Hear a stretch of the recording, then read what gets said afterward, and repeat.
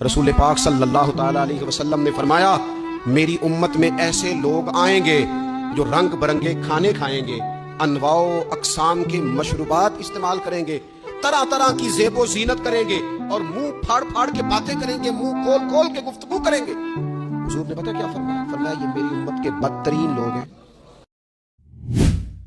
हुजूर सल्लल्लाहु अलैहि वसल्लम ने इरशाद फरमाया, मुस्लिम शरीफ में हदीस मौजूद है, फरमाया अल्लाह ताला के बंदा सबसे ज्यादा करीब पता कब होता है? पहले तो इन लफ्जों का हुस्न मुलाहिजा करें कि बंदा और रब के करीब, बंदा और अपने मालिक के करीब। वो बंदा कितनी शान वाला है, उसका मुकद्दरात कितने उरूज पे है जो अपने रब के करीब हो गया। गुलामों सुनो, बंदा अपने रब के सबसे ज्यादा करीब सजदे की हालत में होता है। लिहाजा फरमाया सजदों में कसरत से दुआ किया।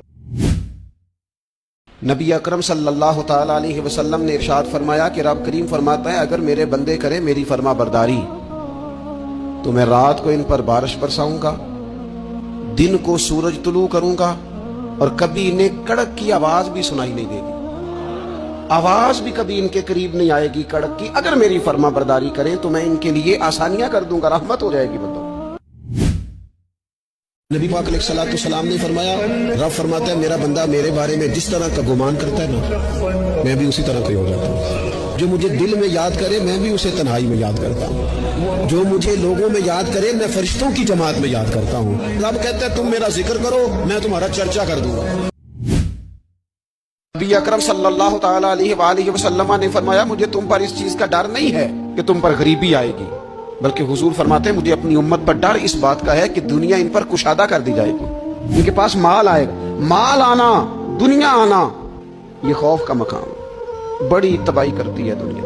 माल जहां जहां आया है फितना भी आया है, इख्तलाफ भी आया है, हसद भी आया है, और बहुत सारे मालदारों के पास तकब्बुर भी आया है, इल्ला माशाअल्लाह, गुरूर भी आया है, अना ने भी जन्म। ये सारे फितने माल की वजह से।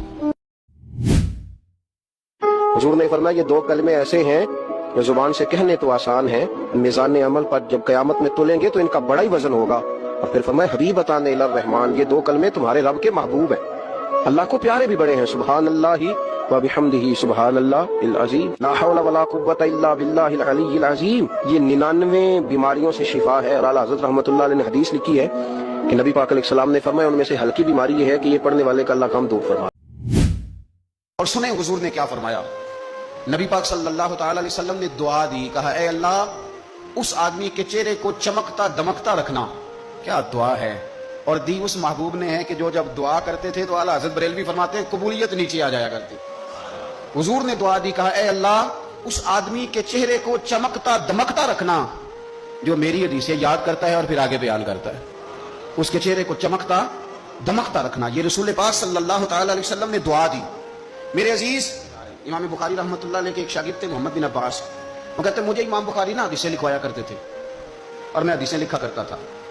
जब आप हदीस पाक पढ़ते हैं या हदीस पाक सुनते हैं तो कई दफा ऐसे होता है कि आप कोई वाकया अच्छे तरीके से पढ़ रहे हैं, हुजूर के दौर का सल्लल्लाहु अलैहि वसल्लम या सुन रहे हैं, ऐसे लगता है कि वो मंजर आंखों के सामने घूम गया है।